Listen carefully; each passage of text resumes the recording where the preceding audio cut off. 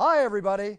I've had an absolute blast recording your championship intros on audio and also on video. And for those of you that didn't know, the videos can be done special exactly the way you like them, because these are green screens and we can do them with a scene behind me. Do you want a fighting scene? Do you want a beach scene? Do you want a race car scene? Any scene you want, we can give it to you. It's your theme and my pleasure. Just write our offices and we will answer you with the exact fee involved and how it'll get done. So here we are, and now it's time, and it's your choice. Cheers! From the shores of Malibu where the waves are pumping, to the Great Wall of China, and back to the streets of Miami, where the UFC is coming. We are live. This is It's Time Radio, the show where we talk about what you think about, but maybe you're afraid to voice. Do not worry, we'll voice it for you. No holds barred radio, folks. Sex, drugs, rock and roll, UFC, film, TV, politics, you name it, we talk about it. A lot to get off our chest today, and I'm going to do it very well with my co-host and my producer, TJ DeSantis. Hi, TJ. How are you? I'm good. How are you? Good, thank you. We've got a special guest coming on. We'll bring on in just a few minutes. You know, it's been an exciting week. Got back from the San Antonio show. I want to save it because our guest is the Count, Michael Bisping. He'll be popping on here in a sec, and God knows he has a lot to say. Let's do a little power slap talk, a little UFC talk, and we'll share some stuff with him. TJ, I just got to start at the top of the show. This Nashville shooting is just horrific. Yeah. I got to tell you that Kristen was in tears, you know, when it came to work. I had not checked the news yet. I thought, what the heck happened? And then I saw it, and what mother, what father, what parent could not be upset by this, much less any normal human being. Did you see the video of the police officers going in? I did, yeah. You don't have respect and feel for police officers that when they're putting their lives on the line and in danger in a situation like that.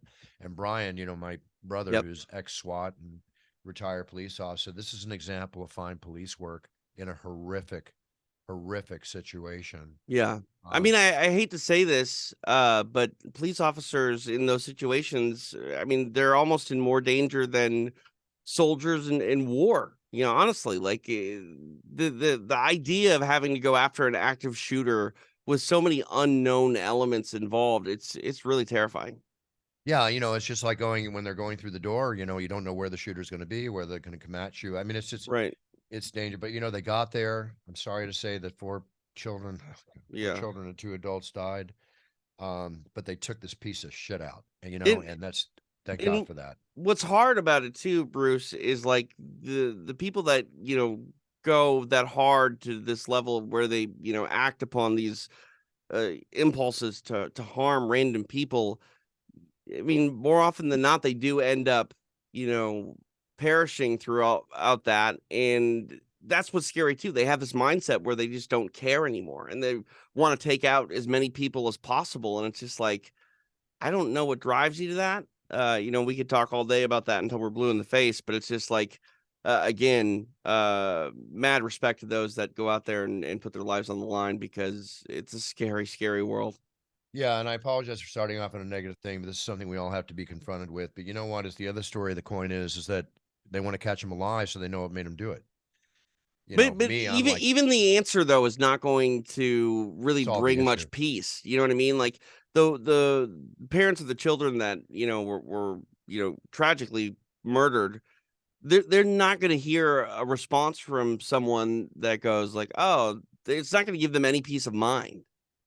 No, and no, it's not. But you know, one thing, take them out so they don't have to read about this garbage person for the next 3 years as we spend hundreds of thousands of dollars trying them and giving them 3 hot meals a day in jail. Right. I mean, you and I agree on that. There's just no point in trying to prolong any sort of rehabilitation process. Like, you're broken, you're fundamentally broken. And yeah, I don't know. Yeah. With all this being said, there's a number of celebrities donating, you know, to the parents. The headmaster of the school tried to stop the killer. She paid the worst price possible by being killed. As a result, she's being hailed as a hero. I'm sorry, it's after she passed away. But my condolences and wishes go out to all the families and loved ones of these individuals that died, much less not much less, but also to all the others that are even there, because the Yeah. traumatic experience that children and parents and adults go through in the situation is long life lasting. And Yeah. it's horrific in so many different ways. You know what's So- crazy? Columbine happened when I was a freshman in high school, and it was sort of treated as a very isolated incident. You know, obviously we've had so many more active shooting, things since then, but like I can't imagine what it's like for these kids to go to school and have to deal with the idea that, there are drills in place for things like this. Like my son, when he was in kindergarten, they had a active shooter drill. And like, I was just trying to put my, mindset in his shoes. And it's just like, how when you're 5 years old, do you even try to wrap your head around what that drill is and what you're supposed to be doing? all I used to remember was fire and earthquake drills. Right, that yeah. was my thing to worry about as a kid. Right. Fire and For us in the Midwest, it was fire and tornado drills. yeah, there you go. I mean, totally. All right. Well, again, we need to be aware. We need to live in freedom. We need to live our lives. But this crap is happening daily, and it's just getting beyond. Yeah. Beyond. Well, let's change things. I got Michael Bisping here. You want me to add him? Yeah, let's bring on the count. All right, let's do it.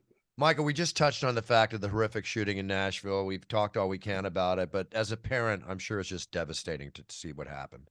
It's just awful. It is just awful. Listen, I'm not going to get involved on all the guns and things like that because it upsets a lot of people. But right, to see, all I care about is innocent children and innocent people losing their lives. You know what I mean? And sometimes I get on my high horse a little bit and I talk about guns and things like that, and it upsets a lot of people. And I understand people's rights and I understand the American way of life, and I live here and I've adopted life here.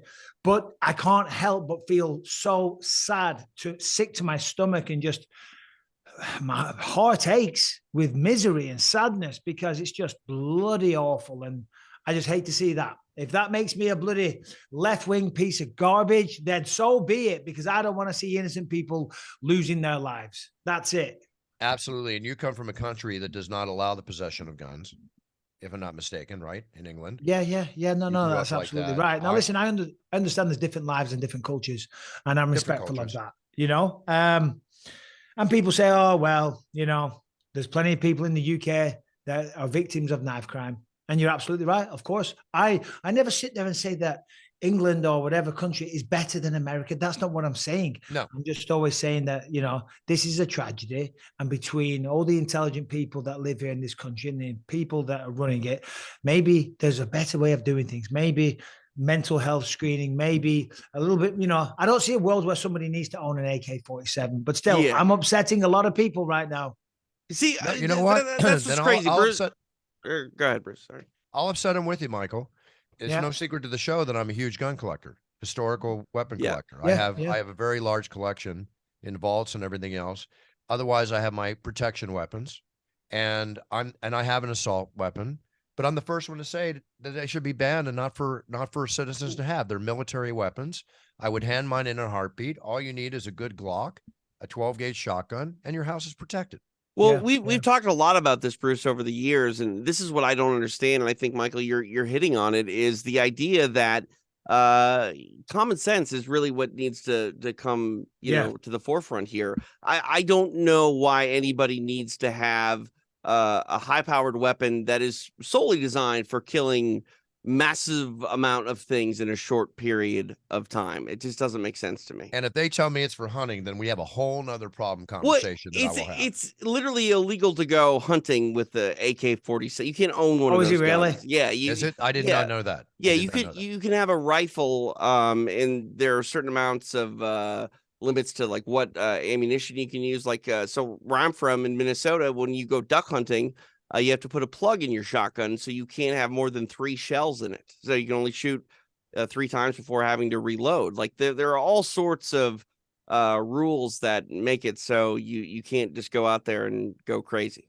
Well, that makes sense, but also too, an AK-47 round, it hits you, it takes your arm off. People don't realize how devastating an AK-47 round is, much less a military 308 round, which you get hit one time. It's not John Wick in the movies, which we're going to talk about too. I saw it last night. It's your arm gets blown off. Okay, let's just be real. And the bottom line is, without getting very graphic, There's no reason for us to have assault weapons. If they made the rule, I'll hand mine in tomorrow morning. Well, those I've got are plenty tools of weapons. war. They're warfare. You know, like Exactly. Hey, Michael, you're from England. You couldn't have a gun in England. Do you have a gun as a family member at home? I do not, although I will sound like a hypocrite here. You got two guns, Michael. Yeah, well, there you go. You know, an old boxing coach of mine, Mark Kinney, when I was training in England, I remember we were going through the airport, we were going through security, and the TSA agent said, "Have you got any weapons on you?" And he said, "Left Duke, right hand." I'll never forget that. Shouts out Mark Kinney. Is that why I had to wait for you? Pardon me? Is that why I had to wait for you? Yeah. No, I don't. But we are going to be getting one soon, because at the end of the day, I'm away a lot. I travel a lot, and my wife and children are vulnerable. And everyone out here, if anyone's coming to the house, they're not coming unarmed. You know what I mean? They're coming with a weapon, more than likely. So very soon. So if you want to come by our house and cause some trouble, you've got about a week or two to do so, because then after that, your head's going to get blown off, because unfortunately in this country, that's the way it's got to be. So be it. That's the way it is. Just one last thing. Anybody that buys a weapon, I'm going to add this and then we'll go on to another conversation. You need to go formally trained. Yep. Go take all the training, safety training, everything else. Very important. With that said, no, yeah, my wife's enrolled in a course very shortly. There's a school out here that go through that, all that kind of thing. My agent, Audie Attar from Paradigm, he set it up for us. So as I say, you know, my wife is feeling very, very vulnerable. I'm on the road all the time. She's sitting there by herself, you know. So yeah, that's what we're doing. So see, that's what's scary though. There are a lot of people that don't get that formal training and they just go get a gun. And I'm not gonna name him by name, but you know, a guy I used to work for, he got a gun and he rolled into the gun shop to buy some ammunition, and he didn't even know what gun he had. He's just like, I need some bullets. It's like, that's the crazy thing.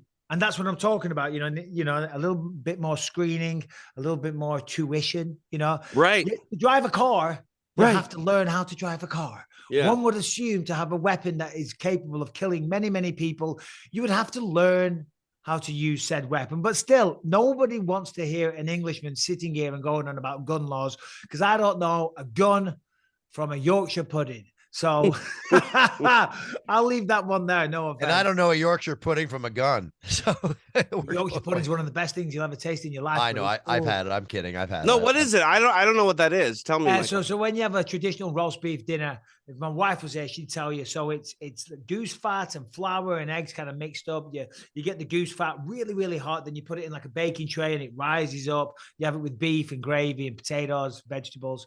Traditional English roast dinner, Yorkshire pudding. Oof, it's beautiful. Do you remember TJ restaurant's chain called Gulliver's? No, I don't think we have those. There was a place called Gulliver's, a big chain here in California. It used to be down where Michael lives and, you know, where you live. They had them all over the place. And the girls would come out with the shirts, you know, down to their shoulders. And they would say, "I'm your wench," not "I'm your waitress. I'm your wench." All right. And I'm doing this. And they served one meal.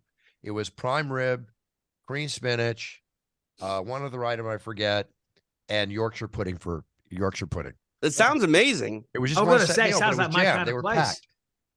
Yeah, I want to go every time. So, Michael, we come off San Antonio, another exciting show. We had the Corey Sandhagen, the Marlon Vera fight. I had no problem with the scoring on that. Did you? All that? Listen, I'm a friend of Marlon Vera. That's why a lot of people say my commentary was very biased. I had a little bit of problem with the scoring that one guy gave it to Cheeto. You know, as much as I love and respect Cheeto, he didn't win that fight.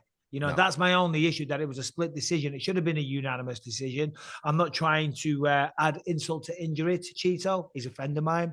Right. We spoke after the fight. He clearly lost the fight. He never showed up. He had a bad night at the office. It happens sometimes. Yep. It was a mental block, combined with the fact that Corey Sandhagen was absolutely phenomenal, you know, but also he didn't show up either. And sometimes you have a mental block. Sometimes the anxiety, the nerves, the pressure, the consequences of the night can all get to you. So I think it was partly Cheeto was having one of those nights. I think it was the overload of data from Corey Sandhagen, the way he was moving, the switching stances was kind of confusing him, and he couldn't get a rhythm going. And then on top of that, he had a bad night as well. You put it all together. Yeah, it was a great night for Sandhagen and a terrible night for Cheeto. That's the way to put it together. The co-main event with Yana Kunitskaya and Holly Holm. Holly Holm was completely, devastatingly dominating at 41 years old. It's one of the best performances I've ever seen her give. I can't say that much more. You know, I mean, do you feel Holly Holm could be a champion again? I mean, judging by that performance Saturday night, I don't see why not. She looks better than ever. And she certainly was probably more aggressive than ever. You know, Yes. I thought she was very close to finishing the fight on multiple occasions, certainly in round 2 and 3. Looked like she was close to getting the first ever submission. High pace. You know, she's always had tremendous cardio and she's always had great movement and strategy, but she was super aggressive on Saturday night as well. And as I say, when you look at that performance, I mean, who's the champion? I mean, it's Amanda Nunes. Right. Listen, not an easy fight. She's lost to her before. Might lose again, but I don't know. Nunes, with the greatest of respect, because I'm a huge fan, maybe slipping a little bit as well, because that's what happens. But who knows? Who knows? You never know. What a story that would be. The thing I love about Holly, guys, right now is, you know, you mentioned her age, and as you get older, a little bit longer in the tooth in the octagon, you have to have good fight IQ. She's, you know, displayed that throughout her career, but the way that she performed, I mean, she seems to be more comfortable with who she is and her style and implementing it than she ever has before. I mean, she's always had great attributes. She's tall, she's long, rangy, great footwork, excellent boxing. Now combining in a lot more takedowns, you know, looking for crucifixes on the ground, close to getting the submission, as I say. You know, she looks better than ever, you know, which at 41 years old is quite the statement, you know. But hey, she was great. She was really good. Exactly. And her incessant front kicks and side kicks and just, you know, nonstop using it like jabs, just boom, boom, boom, the way you should use a front kick like that, you know. It was beautiful. It was beautiful to watch. I love watching Holly, not just when she's fighting, but when she walks in the octagon and she's jumping up and down like a little pixie, you know? Running right. It's the cutest. She's cute right before and then she goes to war like a shark-eyed devil, you know? Yeah. Excuse me. Yeah, I like the way she's pacing up and down in between every round right before the fight. And she's jumping up and down. She's just full of energy. And no. Ever since she came to the UFC, she's been a solid addition to the roster. And at 41, again, it's almost insulting to keep going on about her age. You're not supposed to speak about a lady's age like that, but hey, it's a talking point. 41, a lot of men are slowing down at that age. At 41, she's out there. She's showing these ladies that, hey, it can still be done at this age. Age is just, a number. It's just a number. There you go. Thank you, Bruce. I will say this about women. You know, I've called a lot of fights for Invicta over the years, and we had some athletes that were kind of pulling that Randy Couture, where they would come in their mid to late 30s and would be making their debut. I do feel like women have a little bit longer, or at least extended career compared to some of their male counterparts. Well, I mean, it depends if they're having children or not, I guess. True. If I'm not mistaken, I don't believe Holly's had any children. So, you know, there is that. It's certainly a factor, you know, for women generally, professionally, whether you're a fighter or not, you know, but it's just the way it is. Women, men, women, families, you know, they're not a family, you know, they like to have children. And that is going to severely affect, you know, the training. It's going to take you out for at least a year. I mean, that's what's so impressive about Yana Santos, pardon me, you know, what was it? Since her last fight, I think it was 20 months or something. She was pregnant for 9 months. Then she's had a 10-month-old baby. And then she was in there against Holly Holm. I mean, shouts out to her as well. I mean, that is a ridiculous schedule. That's a lot to go through. And on top of that, her husband, Thiago Santos, is fighting, I think, next weekend or something in the PFL. So both partners are training for a fight. And obviously, that's a very hard thing to do. But normally, you've got your spouse, you know, the person on the other side assisting you, maybe doing the cooking, helping you out, whatever. They're both going through a training camp at the same time with a 10-month-old baby. No, thank you. That's a high-stress situation. You would know better than anybody. I want to apologize. I called her by her maiden name. Yes, Yana Santos, correct. You were talking about age, and I know it's not, you know, a hard, steadfast rule for every athlete, but do you feel, Michael, there is a prime age, or what did you experience for your own self as you got older? Like, what were your best years number-wise, you think? Certainly towards the end of my career, which is obviously as you're getting older, you know, you're slowing down, but I never felt like I was slowing down. my emotions were certainly getting better because I was maturing, not only as a person, but maturing as a fighter. And the mental side of things is everything in the fight game. Yes, of course, it's a highly physical sport, but the better thinker you are, the better fighter you're going to be, the more strategy you're going to have, the better you are going to control your emotions. You know, when you're in there, you've got one of the best fighters on the planet standing opposite you. They're trying to take your head off. You know, that is a highly fueled, highly adrenaline fueled situation, but you've got to be able to control that. You're going to be very cool, calm, and collected. That's why Anderson Silva was always so great. Yes. Look at Anderson. He was always just, it's like he was taking a stroll in the park. He was never hyped up. He was never screaming like that. Fedor Emelianenko, he was always well known for being so stoic. Mirko Krokop, there's a lot of people like that. When you can control those emotions, you'll fight better generally. When you're reacting out of emotion, you're going to fight worse because that's the last thing you want to do. So yeah, but as you get older, you get better at doing that. When I was younger in my career, I remember I used to go sit in the corner of the locker room and close my eyes and try and wind myself up and think, come on, let's get fired up because I'm going to go fight. You know, because I think if I get angry and mad, I'm a force to reckon with. And yeah, that's okay. That might work against 95% of people. But when you get to the true elite, it's gonna bite you in the backside. Hey guys, you mentioned Anderson Silva, Michael. I just saw this today. His son Gabriel is set to make his professional boxing debut next month. That's going to be interesting to see the second generation of Silva here. I mean, boxing, but I mean that's a lot of pressure on that young man. Yeah, definitely. But beautiful to see, though, you know, because obviously Anderson passing down the skills and all the rest of it, and he'll be mentoring him. And listen, if his father can do it, he's got the same DNA, he's going to have the same genes, and I fully expect him to go out there and have a great career. And yeah, all the best to him and Anderson Silva. I'm such a fan of that guy. I know when I fought him, you know, I did my usual thing. I talked trash. I was trying to sell the fight and try and get in his head a little bit and make him doubt it, you know, himself. And of course, you know, I do have a strong stance against fighters using steroids. You know, do what you want afterwards. I couldn't care less. But when you step your foot in the octagon, you know, I have an issue with that. But when that's all said and done, Anderson Silva is one of the biggest legends and most respectable people in this sport, and he will forever have my respect. Well, it's a good thing for his manager, Ed Suarez, because Anderson Silva retires and his son steps in, you know. There you go. You keep the train rolling. Yeah, they keep the train rolling. So thank you, San Antonio. Your energy, everything. The fans were just electric, the whole 9 yards. You know, wonderful to be in Texas for these shows. We lost a couple fights, but we still had a good solid one. We have 10 fights, I think we wound up with. I think it was 11. Or no, we lost one during the show, remember? Oh, no, that's right. Yeah. You're right. 10. That's 10. My favorite amount. Like I like a good anywhere from 8 to 10 fight card. Like that's the perfect night. Yeah. But the annoying thing for me is, you know, because obviously when you're researching these fighters, I like them to drop out earlier in the week. Right. On the Saturday, I've already done the research. Doing all the work. Yes. Sometimes they rebook the fight, but it's not always relevant. Some things have changed. You've got more things to know. I'm like, if you're going to drop out, can you do me a favor and do it on a Wednesday? You know, because on a Wednesday, Thursday, Friday, Saturday, I am cramming. It's like we were just in London. And, you know, I'm very grateful for all the support I have over there. And I've got a lot of friends and family. And they all think, oh, great, Mike, you're in England. Come and see me. Let's go out for dinner. Let's go grab a beer. Let's do this. Let's do that. And I'm like, guys, I have so much work to do.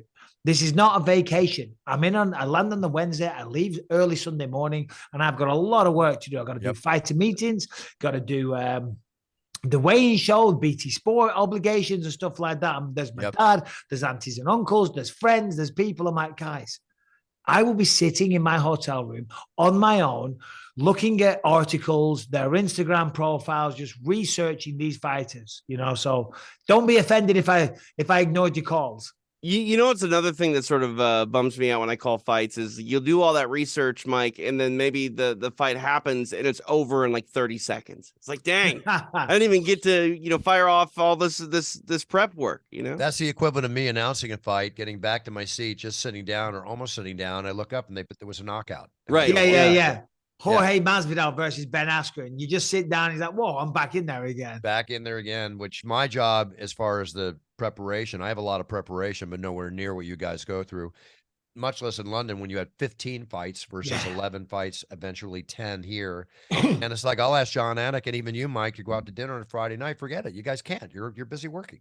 Yeah. And I'm not just like, if I go out, I talk a lot, I talk very loud, and my voice is very fragile. So, like, yeah, these days, the night before a fight, I'm locked up in my room. I'm being very antisocial because I have to be, because Zach, head of production, if I show up the next day and my voice is like that, he's like, you son of a bitch. Right. You were out last night, weren't you? We know it. So Yeah, those days for me are long gone. I love my job. I'm so grateful for my position, and you got to give it the respect that it's due.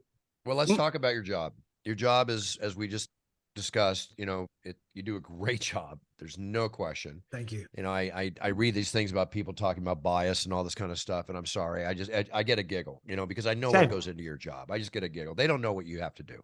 Nobody knows what we have to do unless you're doing what we have to do, as we don't know what they have to do unless we do what they do. But there is a bias for an analyst, I think, for Michael Bisping, and that bias is just calling it the way you see it. You know what I mean? Fighter. Right. Why. Yeah. If people say, "Oh, you're cheering for X, Y, and Z," it's not that you're cheering; it's just how you see the fight unfolding. Yeah. Exactly. So Saturday night, a lot of people, on my Twitter were like, "You were so biased for Cheeto." Listen, it was clearly evident to anybody that's watched a fight before that what Corey Sandhagen doing was phenomenal. Okay, that was clearly evident. He was winning the fight. He was so technically beautiful, and any young fighter should watch him and aspire to be like that. But one of the big storylines was that Cheeto wasn't fighting. So I was talking about that a lot because it was blowing my mind.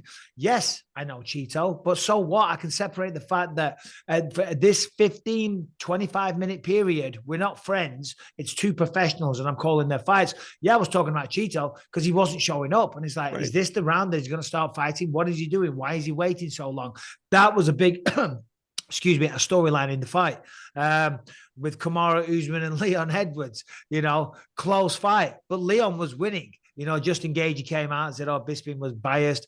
Was I biased when I called your fight against Rafael Fiziev? Fiziev is from Europe. Perhaps I was biased towards him. No, I was talking about how sensational he was, how he switched up his approach in rounds 2 and 3, in the third round using the jab and the uppercuts. That was fantastic. Yeah. I'm sure he's changed his stance when he went back and watched his own fight and saw how glowing I was in his fight. But surely I'm being biased there. Hey, Mike, when you were fighting, were you paying attention to that? Did you go back and listen to the commentary, and were you ever, wanted to take offense to anything that anyone was saying?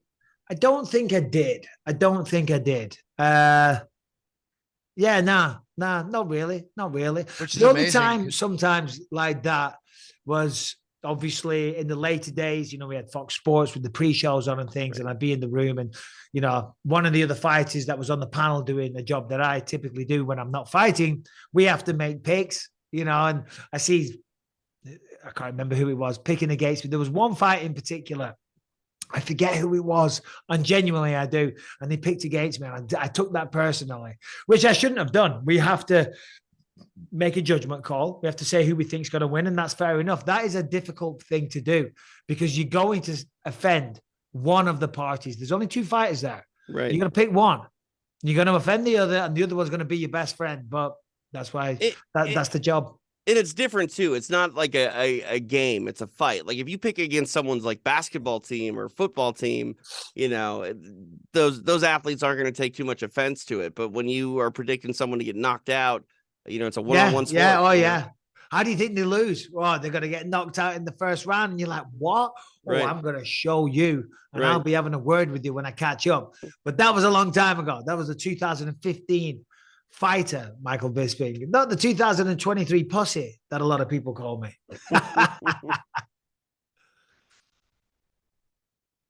Well, that ended that. Oh man, I think Buffer's frozen over there. He's just mesmerized. Yeah, he's mesmerized right now by the pure entertainment factor between the two of us. Well, while we try to get him back, Mike, I'm curious. Do you play video games or anything like that, Michael? Not really. I used to when I was younger, actually, but these days I just don't have time. I don't have time, and I'm not very good. I mean, Street Fighter 2, I will say this: I'll beat anybody on Street Fighter 2. I'm pretty good at that. But Call of Duty, it is a fantastic game, but I just get my head blown off 5 seconds into it. I'm like, what's the point of this? And then you got 10-year-olds talking shit too. Yeah, I've got 10-year-olds talking shit. I get my head blown off every 5 seconds. I'm like, this is no fun to me. You know, so I like to do the campaign mode now and again, and my kids are like, Dad, nobody does the campaign mode. What are you doing? Well, And I'm like, well, I do. it's you and me, Bisping, doing the campaign mode because I can't handle the smack talk from 10-year-olds. Yeah, exactly. Can you guys hear me? Yeah, we got you, Bruce. Bob. I think you're coming through your microphone, so your computer microphone now, and not your big microphone. Oh, I'm coming through the phone. Oh. Yeah. Maybe not. It's okay. It's okay. That's all right. Here we are. Can you hear me okay, though? Yeah, it's all right. We got you, buddy. We just had an electrical thing here, and it just killed my internet. So sorry. This rain has caused so many problems around this area. Yeah, so we were just talking about that. The rain here has just been ridiculous, on and off for 6 months now. No, it's nuts. So, Michael, I don't mean to interrupt you, whatever you were talking before, but I want to get into the other stuff that you're doing now, which is power slap. Oh, yeah, power slap. Hey, listen, it's getting a lot of negative press. A lot of people are talking shit, you know. But when you're there, I'll tell you this. It is very, very exciting. Listen, you know, the visceral thing about mixed martial arts or fighting or boxing or combat sports in general, the most jaw-dropping moments is when you see somebody get knocked out. And people get knocked out. And I understand, there's no defense and all the rest of it. I understand that. But when you sit and you talk to these people and you understand their backgrounds, then I'm all for it, because Dana White never invented power slap. You know, these events happen all over the world. They're all over Russia, the US, all over the place. There's no medical screening for the people taking part in it. And, you know, yeah, it could be dangerous. Now, with power slap, yes, of course, there's medical screening. And, of course, the money's better than it will be on any of the other promotions. And when I sat down, because I wasn't sure about it, you know, but when I sat down and spoke to the people competing, and I remember when I first started, like I was telling Dana, you know, it really changed my opinion on it when I spoke to these people. I remember when I was on The Ultimate Fighter, and back then I was flat broke, no money, not a pot to piss in. It was so stressful just trying to live, the bills coming in, trying to raise a family. You know, I left school at 16. There wasn't many options. And I started this road to become a fighter, and I went on The Ultimate Fighter and I won a couple of fights and I got into the final. And I remember adding it up and thinking, wow, I get $5,000 for each stoppage. I got 2 of them. I get X amount of dollars per week for being on it. When I finished, I was on the phone to my wife going, I'm coming home with about $17,000, babe. This is life-changing for us. And it's easy to forget those times because I'm very lucky, because I've had a great career and I became world champion, and it's opened up a lot of other doors and avenues, you know. But these people, when you speak to them, they're very working class, they're blue collar, they're working 2, 3, 4 jobs just to support a family. I spoke to one guy, his kid has a condition, I forget the name of it. He said there's less than 1,000 kids in the world that have this. Sadly, going to die soon, but by doing power slap, this allows me to not work and spend some more time with my children. And when you speak to these people, and yeah, there's some of them that are kind of crazy and reckless and all the rest of it, you know, there always is in mixed martial arts, but there's some people that are nice, normal, level-headed people. And, you know, they're trying to earn some money because they've got a bigger reason in life. And listen, you can scoff at it, you can laugh at it, you can berate it, but when you hear the personal stories involved, it's hard not to understand and feel for them. Yeah, and you listen, everybody's got to make money. It's growing very popular, though, right? Yeah, absolutely. Yeah, I think it did very well, and I think the second one's underway soon. I don't have any details yet, but I think there will be another one happening soon. Yeah. I mean, just look at the YouTube hits and different strokes for different. I'm sorry, TJ. Success. I'm back on regular. Success, and different strokes for different folks. You know, give them a chance to make their money. It's been approved by the commission. It's got one of the greatest promoters in the history of sports behind it, named Dana White. Yep. And WME and everything else involved. And it's got one of the best commentators, greatest commentators ever to walk in, ex-champion, ex-fighter, and Michael Bisping. So you know what? If you don't like it, don't watch it. But a lot of people like it. A lot of people watching it. Yeah. Exactly. You know, and listen, and those people that criticize it, yeah, I get where you're coming from. But there's 2 sides to the coin. You know what I mean? There really is. And there's people, there's people that have tried. Not everyone's good enough to go out there and become a professional mixed martial artist and make a career out of it. But there's some people, you know, that don't mind this kind of thing, and they enjoy the adrenaline and they enjoy the moment and they enjoy competing. And you call it whatever you want. you know, but it's an opportunity for them to take their very unique set of skills and turn it into something positive and make some money. And yeah, okay, is it dangerous? Yeah, all right, of course it is. So's mixed martial arts. I've got one eye, I've got no knees, I've got a broken back, half a brain cell. Do you know what I mean?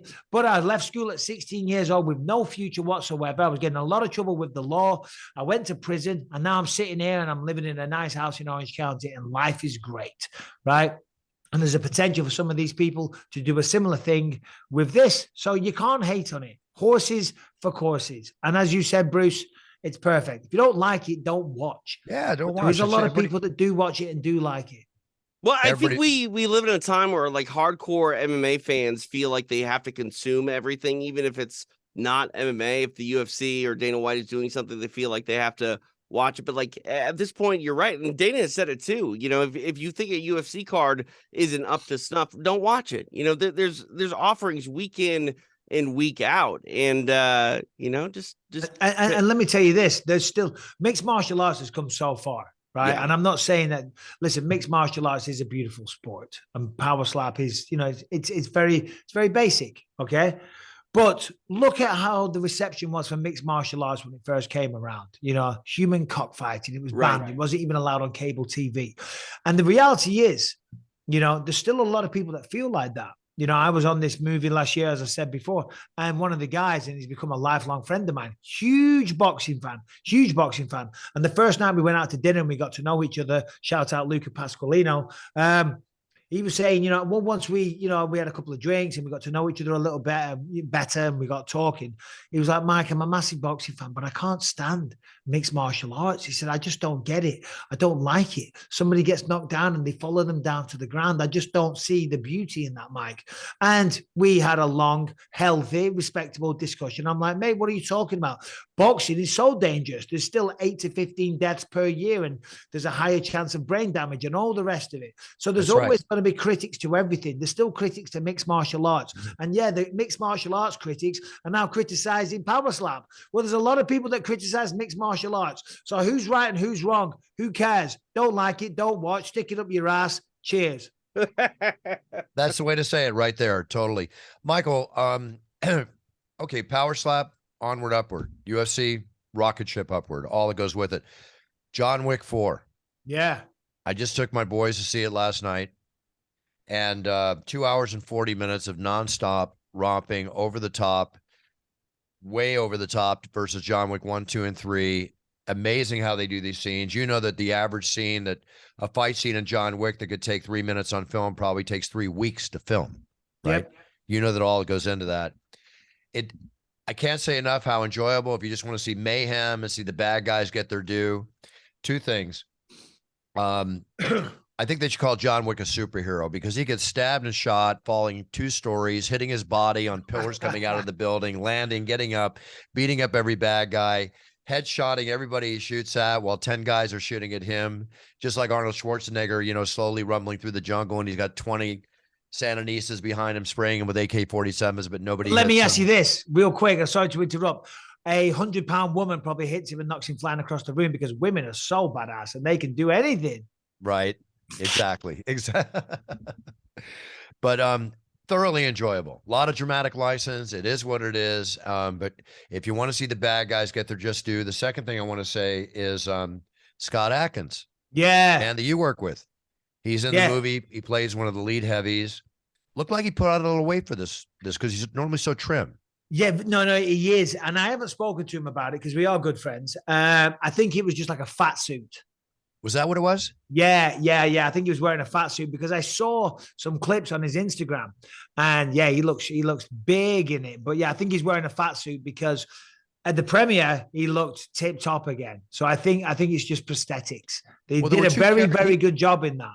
He wasn't the ultra fat guy in the movie with the gold teeth, was he? Yeah, the ultra fat guy with like a weird like Russian accent or something. Oh, excuse me. There were 2 guys. So he was like really heavy in the movie. Yeah.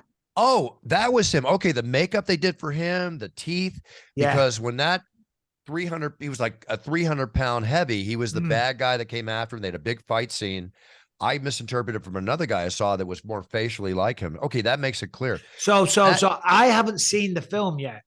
But I've on his Instagram, I've seen some clips of him in the suit dancing and just just having a laugh. And his whole face is made heavy too, right? Correct. Yeah, his chin and everything. Yeah. Oh, listen, even more so now that actually I'm going to praise him even more because that was a hell of an acting job in his part. And then when they had the fight scene and he started to move, I'm like, this big guy can move. Yeah, but that makes sense right there with Scott Adkins. Oh, okay, cool. Very cool. And His by the way, character alone. one of the nicest guys you can ever meet. He really is just such a down to earth, so humble, and just a nice average guy that loves martial arts and he's really turned it into something successful. So shout out to Scott Adkins.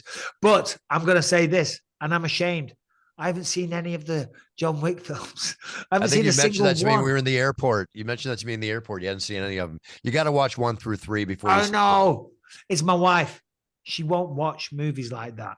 I got to watch them by myself. So maybe on a plane, I'll start at 1.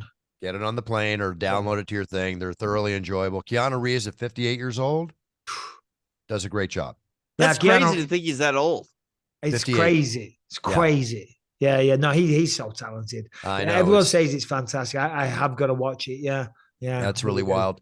Well, listen, guys, I want to go on a few other things because we're going to close the show. TJ's got a hard out here. Elon Musk is auctioning off his first business card, right? And they're expecting his first business card to go for up to $20,000. Well, whoever's got $20,000 to spend on an old out-of-date business card where the cell phone number doesn't work and the email address isn't relevant anymore. I mean, I guess maybe one day it'll be worth loads because it'll be some kind of piece of history. But if you got $20,000 and I've got a piece of oceanfront property I can sell you in Nevada, because send it my way because you got too much dough, because who gives a crap about that? Exactly. Well, some people do, but honestly, I'm a big collector of memorabilia and it's not my touch. Good luck to Elon. Send the money to charity. Robert Downey Jr. has a piece of gum from the Walk of Fame, right? Piece of gum he put down in the Walk of Fame when he was there. Well, it's auctioning off. How much, guys? How much? I'll say grand. I'll say 50 grand. 55,000. Wow. Wild. Okay.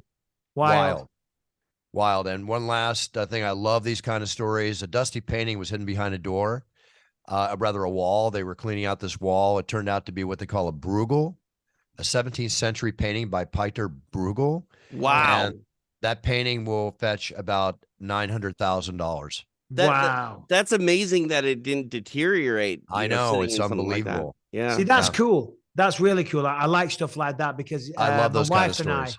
We're a big collector of antiques, mainly my wife, in our spare. So you appreciate that kind of stuff. Of course. Our house is full of antiques, not in this room, but everywhere. It's just full of antiques. And that's what we do in our spare time. We don't really know what we're buying. We're probably being lied to a lot. Our first question is it old? And they could just say, oh, it's from the 17th century. I'm like, oh, let's buy it. But my wife loves weird, wonderful, old artifacts, original pieces. And she wants... She wants to go metal collecting. Her dream is to go metal collect, like detecting, metal detecting. We talk about these stories all the time. Metal detecting and find like an old Roman coin or something like that. I'm like, babe, I'll buy you a metal detector for Christmas. We just talked about a story like that a few months ago, and it was in England.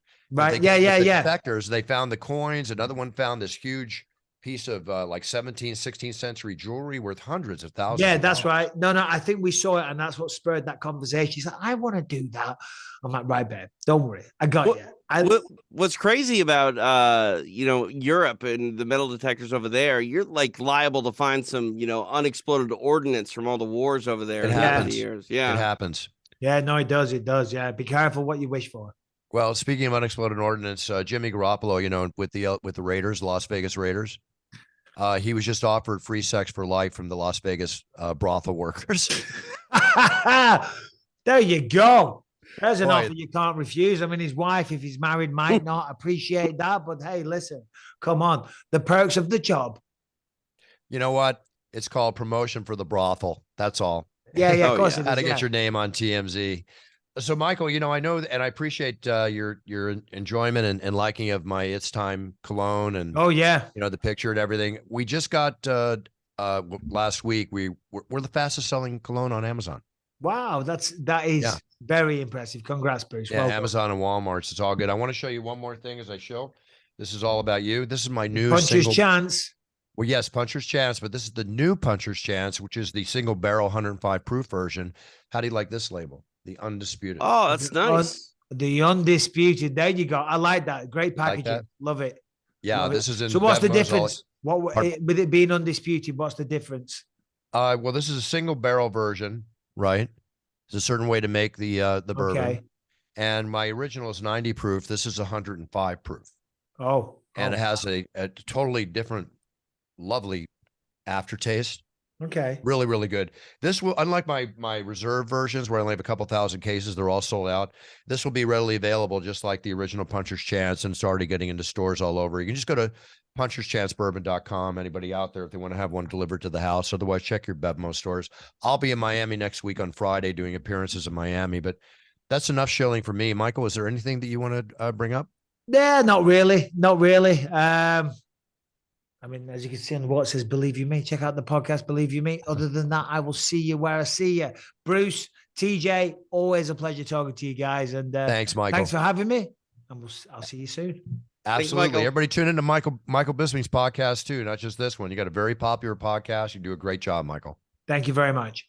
All right. Cheers. Best to you and your family. Thanks, guys. you You in fellas Miami? take care. Enjoy the rest of your week. See you in Miami. Talk soon. All the Were you best, in guys. Miami? No, Michael? I'm not. No. I was going to say sadly, but it's nice to have a break. if There I'm you go. honest. Trust Enjoy me, it. I'm Because I go appreciating to this Kansas weekend. City, and then from there I fly straight to Europe to do a small part in the film. So it's go, go, go. So I'll have a weekend off. I'll be sitting there. I'll have a Puncher's Chance in my hand. I'll have my feet up, the fire on, because it's bloody freezing in California. You fellas take care. See you soon. Thanks, Michael. Take care. Bye-bye. champ. Bye-bye. Bye-bye. I love Bisping. You were talking about, his mindset when he was a fighter compared to, what he's like now, being an analyst in retirement. And there are just some personalities that seem to be a lot more. I don't want to say likable, because I always liked Mike. He was always very nice to me, but he's a lot more, accommodating and doesn't have a chip on his shoulder like he did when he was fighting. Oh, absolutely. No, Michael, he's a friend. He's a great guy. We flew back together, hung out in the airport together. There's never a dull moment with Michael Bisping. That's all I Right. can say. Yeah. So without it's question. really enjoyable for sure. Yeah. TJ, what's up with you? Let's see here. Last weekend I was in Playa del Carmen down in Mexico for 2 shows. Eddie Bravo put on Medusa, which is female only jiu-jitsu, and then on Sunday we did Combat Jiu-Jitsu Worlds, the welterweights. Phenomenal show. Mexico is just filled with amazing fight fans, and it's kind of interesting to see what Eddie has done and his partner Victor Davila have done in Mexico, because when COVID hit, they basically moved their entire operation to Cancun, and the jiu-jitsu scene there has just blown up in ways that I never really thought possible. We had Brandon Moreno in the house, so a national icon and hero was down there, and it was just one of the coolest nights I can ever really tell you about, Bruce, because combat sports have grown so much as a whole because of the UFC, and now to see jiu-jitsu on this stage and doing well, a packed house in a country that is primarily known for its love of boxing, it was pretty special. Very, very cool. No, that's great. I'm glad to see the growth. I mean, nobody deserves it better than Victor Davila and Eddie Bravo. They work very hard to make that happen, and you too at the same time. I have the weekend off. I had a great time in San Antonio. I am going to thoroughly enjoy not having to, travel this weekend. I will be in Miami next week. We'll talk more about that next week. Our sponsor for the show, aside from Puncher's Chance Bourbon and It's Time Cologne, basically, and also Rubet, which is a very big company that I work with, is our site, medicaleverything.com. And we're really happy to have them on the show. They send us health tips. The tip this week is 8 tips while traveling, and what we do all the time, TJ. Yeah. And just a couple tips here that apply really hard. You don't want to skip the jet lag. They say go to bed like 1 hour earlier for a few days before leaving. I agree with that, but at the same time, I time my stuff. They go into how to time your jet lag, the sanitizing of surfaces. And here's an interesting thing. When traveling abroad, it's important to avoid ice. Oh yeah, yeah. Yeah. I just that kind of bit me a little bit in Mexico. I had ice from a restaurant and had a pretty upset stomach for about 4 or 5 hours. Yeah, because it can contain bacteria. Yep. Yeah, so they go into details about traveling tips and stuff. So check out medicaleverything.com, folks. Myself, we'll be back next week. I'll see you in Miami. Thank you for making us Time Cologne, the fast-selling cologne on Amazon. And you can also get it at Walmart. And with that being said, everybody set your goals, write them down. Make sure you are totally knowledgeable about everything you do. So when you step up on that yellow brick road to success in your future, just be the best you can be, and then you're winning. And that's, again, as we always say, that's what we're all about on It's Time Radio. Be a role model to your sphere of influence, show respect to everybody, and let's all make this world a much better place, because we all have to do our part to do so. That's it. Buffer out. Have a great week.